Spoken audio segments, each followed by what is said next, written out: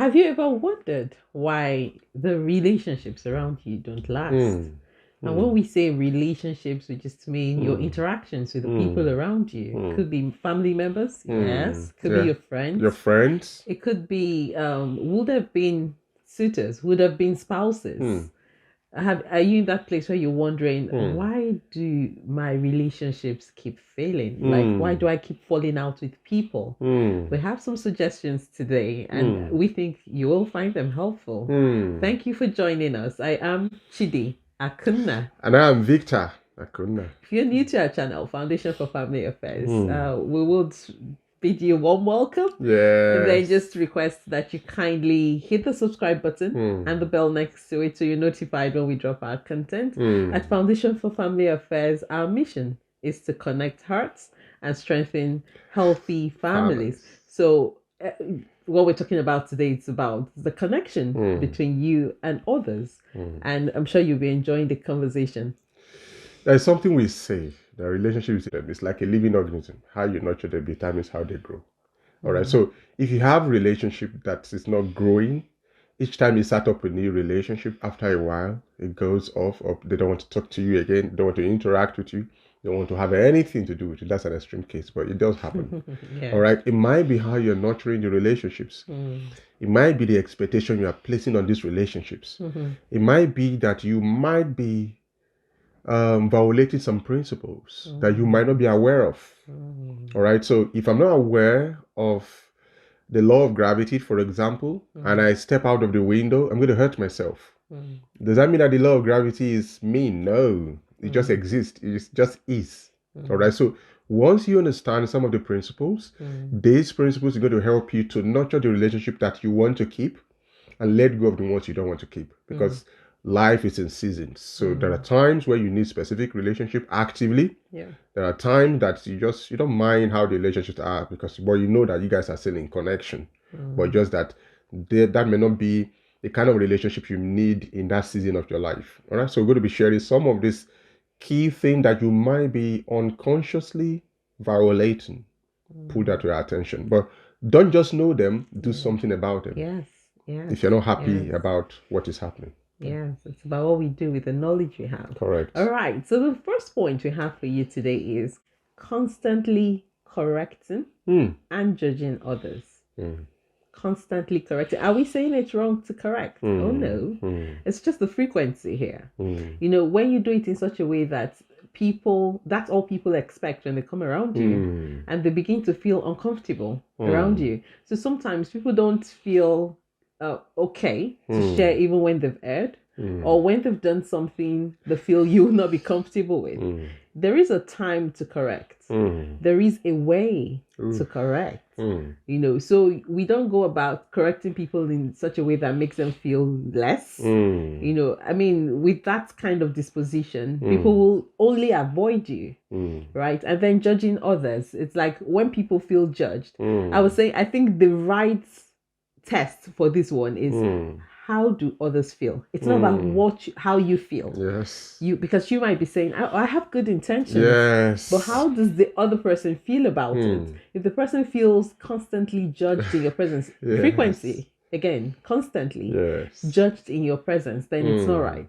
You know, there are times you may just need to overlook certain things, not like you've not noticed them, you know, and then sometimes the corrections maybe people could find them unwarranted. Like, okay, I've not asked for your opinion on this, so why do you have to do it? You know, but there are times where it's just apt. You throw it in, not like in a judging way, but in the course of a conversation, you chip that in, and the person, I mean, people are smart. They know, okay, I need to do better. Yes. What do you think? No, I absolutely agree with you. I like what you specifically said. What you say is constantly. That's the underlining word here. Constantly.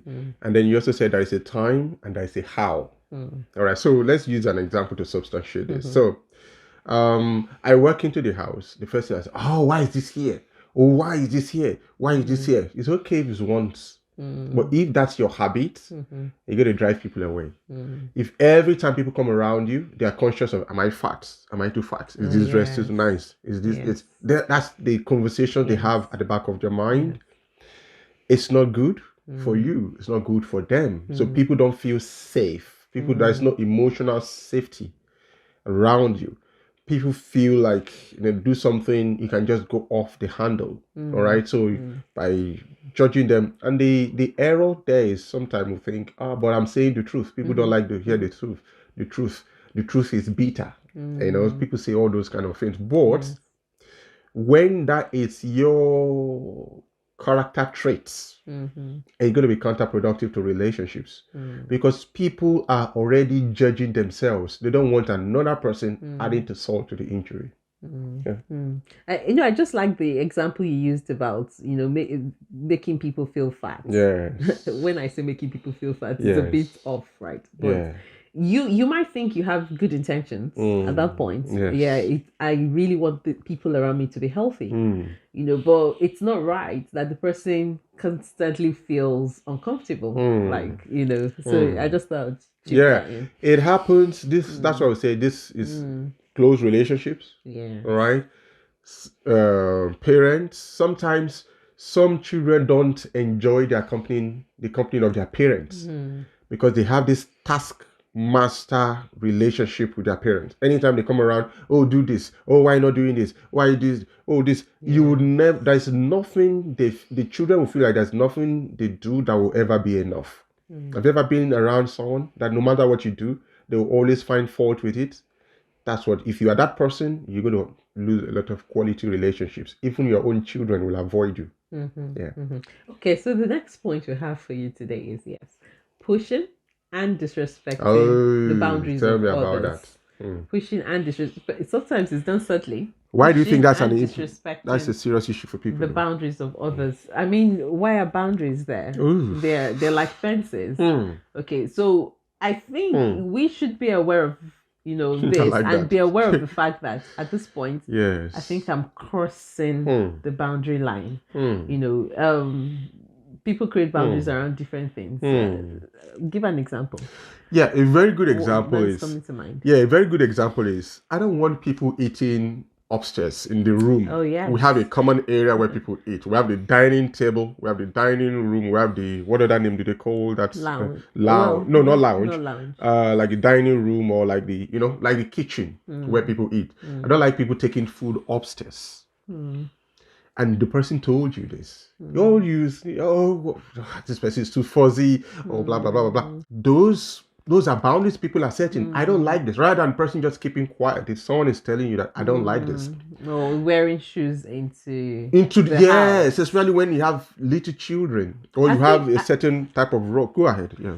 I mean, I think this happened somewhere we visited. Yes. And the guest said, "Oh no shoes!" Like the guest was saying it as people were walking in. And someone stopped. One of the guests stopped and was trying to query, "Why don't you allow shoes?" But it's not carpeted. The fact is, the guest just told you, "Okay, these are my boundaries. I don't want this." And I was thinking, it is possible. She's got a young child, so infection control. But does she really have to explain herself?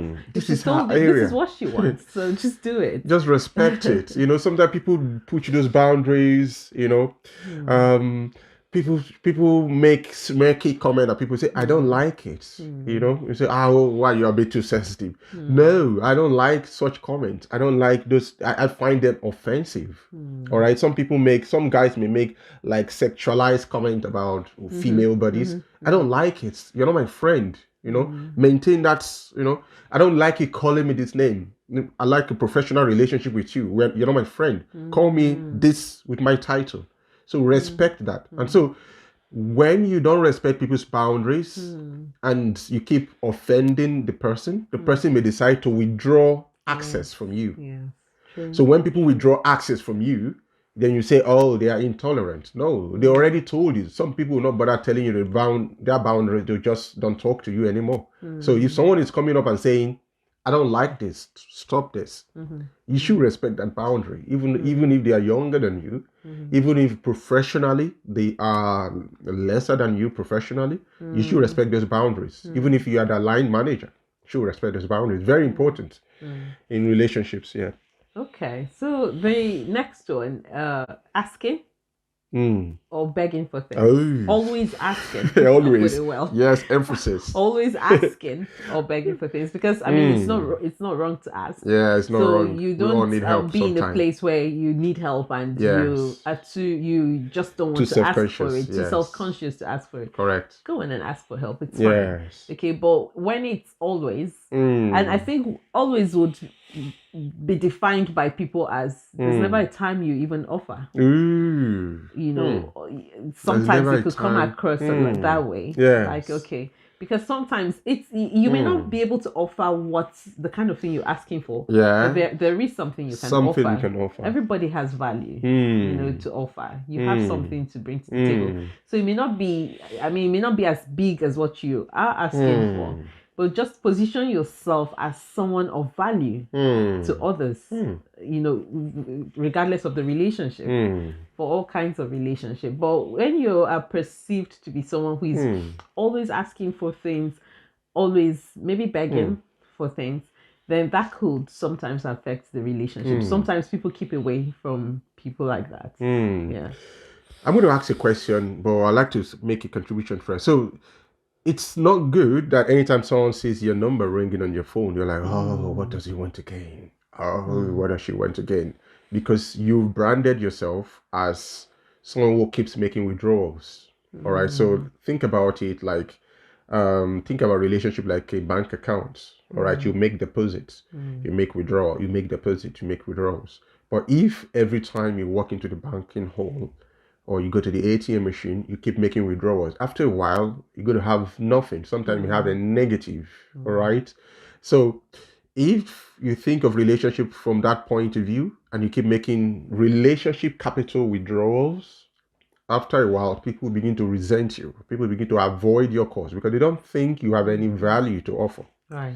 So the question I wanted to ask is, so are we saying that relationship should be transactional? Yeah. Are we saying that, you know, that shouldn't be people in your life that only make withdrawals? I mean, our children always make withdrawals. So what's the thing about that? What's the deal about that? What do you think? I mean, even for children, we need to train them to know there is something you can offer. I think I went shopping one day and this mom was standing in the queue. We were waiting to be served at the till. Yes. And her son came and she asked him, so what did you get for dad? She was going to pay for it.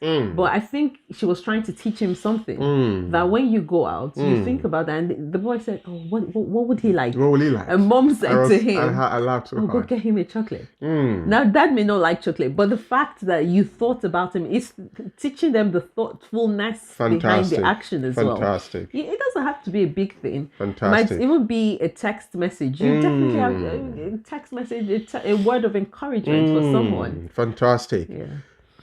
The truth about life is that people take you seriously when you bring value to the table.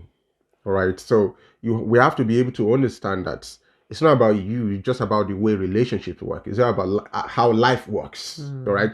You are on a team because you're bringing value to that team. You are in even in a family, people bring values. All right. And so value is the smallest unit of a society where you are taught to bring value. So you are allocate task to children. Why? Because that's where you want them to channel value to bring value. So life is about adding value. You have to add value to people. If you don't add value, you are you're becoming a cost. All right, you're not a profit center. And so when people begin to think about the balance sheet of their relationship, and you are constantly on the negative side of things in terms of making withdrawal, you're a cost center. That relationship may not be very, very. People may not be forthcoming with interacting with you. Okay, so the next point we have is.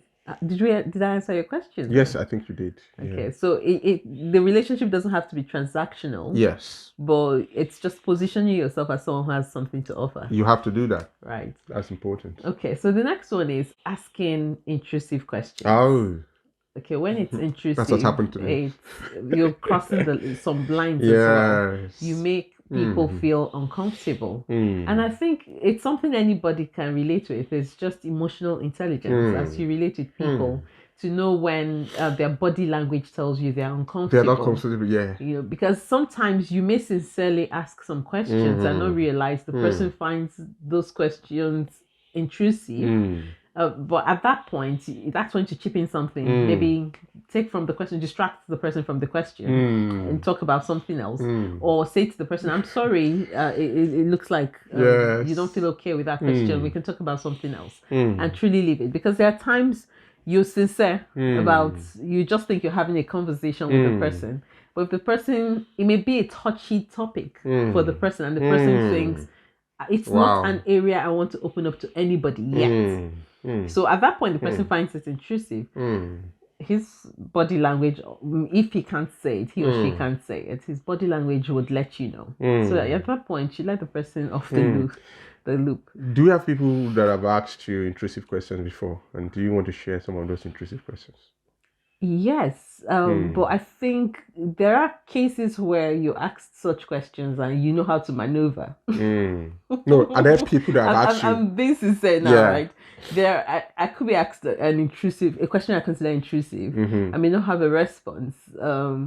Sometimes maybe not your baby maybe not before intrusive. You had a baby. Yeah, I was going to say that. I was going there. Maybe not intrusive, but questions I find embarrassing at the time for whatever reason. Because sometimes, when you've moved from some phases, you ask yourself, why was I really embarrassed about that? I shouldn't have been. But at that time, I probably felt embarrassed. So there are times someone would ask, why don't you have a baby? And for me, I'm looking at the person and thinking, really, do people decide not to have babies?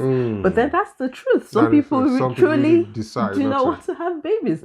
So if you look at it well, the person may be asking a very sincere question. Yes. But because of the phase of life, it's a touchy area for me. So it's like, oh. So sometimes you find yourself maybe just say something, anything to get yourself out of it. Yeah. So yes, I have been. So this happens. So what this means for this point is, when you know the person well enough and you know that this is a touchy area for the person and you are still intrusive, people will avoid you. It's okay when people know that you don't really know her. So it's just you're just being honest, you're just being sincere, and you're just inquisitive, you're just curious. Or about, if I know her quite well, I know that this is an uncomfortable thing, and I'm asking her this question, and I'm asking in front of her family or in front of a large public, there's something not. I've gone cuckoos. All right, so it's very important for us to draw that line, to put that in that caveat there. So have I been asked a question that I feel uncomfortable? Yes. Sometimes maybe when you apply for a promotion and you don't get it, and people are asking you questions. Very, very touchy. Or I remember one particular person that used to. Those questions are good though. They make you toughen up. It depends on who is asking me that question. If you're asking me, maybe my mentor is asking me that question. But if someone is asking me because they're like, you didn't get it, you understand. So now I remember when I was a teenager, I was trying to get admission into university. There was this woman that lived in the house where we were living, and every time she sees you, she does that to compare you with her children, where they are at. She'll be like, where are you now? Have you gained admission? Oh, and I was trying to get admission to university. Oh, it was so uncomfortable. I can never forget. This is many, many, many years ago now, but it's still very fresh in my mind. And I learned a lesson from that in terms of, watching people's body language. When you're asking some question, they don't feel comfortable. You can see it. You withdraw and direct the conversation to where, because it's about conversation. It's not an interrogation. I'm not a police officer trying to snoop into their lives. I want to engage you. I want to leave a good feeling when I leave. So I don't want to create a feeling of, I don't want to talk to this guy again. Kind of. No, that's not good for me. That's not good for them as well. Yeah. I had this experience with a colleague, and while we were speaking. Yes. And all of a sudden, some people came around. Yes. So what would have been just between us? Yes. Could be heard by others. Yes. And this what did you do? person had just said, blotted out something really personal to him. I think it was about the death of a loved one, someone, a love relationship. And the shock. So I was at that point, I said, oh, what happened? And then some people had heard that and he didn't want that. So I noticed at that point he froze. So me, if I had carried on asking that question, it would have been considered intrusive, that's a even good though example. it was an idea he welcomed at the start. Wow. Yeah, just between us. But when it's public, it's very uncomfortable. The rules change. So I could tell from the body language and what have you, and others really wanted to know. Wow. And took a cue from my question and we're pushing. So I had to, let this person off the loop, like, okay, come on, we need to leave now, something like that. That is so tactical. Well done. I didn't know how to broach the topic after that, so I didn't talk about it, even though I would have loved to. Many days later, this person said to me, thank you for not speaking at that time, for not carrying on and waiting for a response at that time. Emotional so you see, it got to the person. So it's just having that sensitivity as we speak with people. Wow. Yes. Wow, that's brilliant. I like the way you manage that situation, because some people will probably do something that this other person may find offensive. Yes. Yeah. Okay, so the next point we have is divulging secrets. That's yes. So if you're the kind of person who someone shares something with you and later on the person gets a hint of it from somebody else, people would not trust you so much and not want to, relationship works better on trust. So if people don't trust you, they won't want to interact with you because they want to feel safe. I want to be sure my information is intact. Sometimes people share because they think, oh, she'll be okay with me sharing. What if I'm not okay with disclosing that information at the time? It's just about be a person who keeps people's information. Sometimes some people think they have the right to share other people's stories, other people's secrets. He's my younger brother. Yeah, she's my sister. Yeah, she had miscarriage at this point. It's not in your place. Because the person who is asking you could not get information from this person, and they're asking you, and then you're just, it's not in your place. So sometimes people feel entitled to be able to share other people's secrets. No. She has been applying for this job. It's not in your place. If the person wants to find it, they should ask the person in the process. All right. So it's very important. So if you become that kind of a person, and then you suddenly become shocked that this person, your close relative doesn't share information with you, it's because they've heard something that they only shared with you somewhere else, and they know that it's not them. And so right now they are trying to minimize what they disclose to whoever, and you just happen to be one of the casualties. It doesn't have to be spelled secret. It doesn't have to be discretion to know what to share and what not to share. Exactly, discretion. But in saying that too, I've had this situation where somebody called me about something she thought she had shared with just myself, to ask, did you tell XYZ about this? Did you tell X person about this? And I was like, tell who? I haven't even had time, then to. But what happened was this person was planning that thing with many other people. So I guess that's where it filtered from. So we like to tell people when we work with couples as well, we like to say to them, whatever you share with us, if you hear from a third party, it definitely would not have come from us. No. So you may have shared it with other people. Yeah. I'm talking about, what you think is secret. It may not be secret. Is it really secret? Have you just told one person about it? So it may not be. Very important. Then really discretion in speech. Yes. Fantastic. So the next point we have is envying. I think this should be the last point. Envying the results of others. What would you say about that? What will I say about that? Yeah, there are relationships, to be honest with you. The people in your inner circle should be the people that lift you up, not the people that envy you. So if you have people in your inner circle who are not happy with the progress your child is making, your children are making, who are not happy about the progress your husband or you are making, they shouldn't be in your inner circle.